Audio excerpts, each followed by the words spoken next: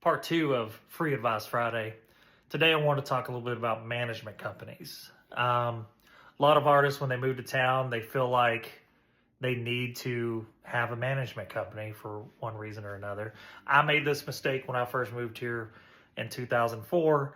I really thought that getting a management company would make me look more professional, and I sought one out. And I got some good relationships out of that situation, but it was really not needed. I wasn't doing enough that I needed a manager. And most of the stuff that they were taking money from me for was stuff that I'd already done for myself. Like, I was doing all the booking, I was doing all the managing. They were literally just there taking emails and phone calls and taking part of my money.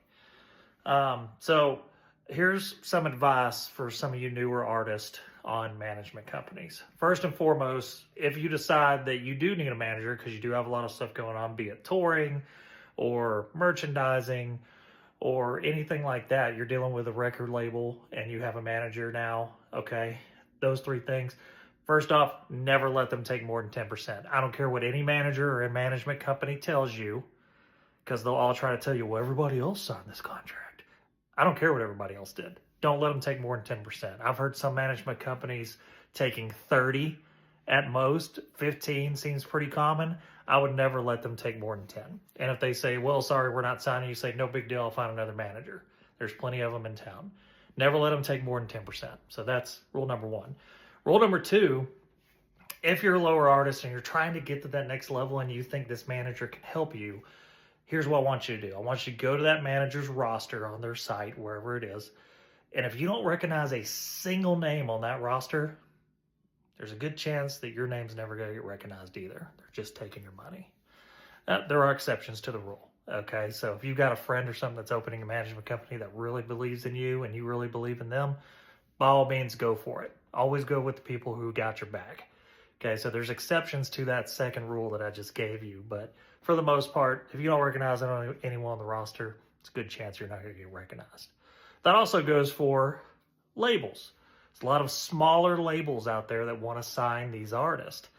And I won't mention any names, but there are some like mildly famous or one-hit wonder artists from, let's just say, the 90s, early 2000s, who have opened their own record label. And when that happens and they open their own record label, they sign themselves first. So the first artist on their record label that they opened is themselves. So then what you got to ask yourself in that situation is, when's the last time that artist on the label that they own has had a song out on the radio? And if that answer is 10 or more years, there's a good chance they're not going to get you on the radio either. So probably don't want to sign with that label. I know it's exciting to be able to tell people, I signed with so-and-so. That's great. Don't do it. That's just not worth the bragging rights of saying I signed a record deal. Wait until you actually get a real record deal. And then you can hire a real manager to manage what you need to do for that record label.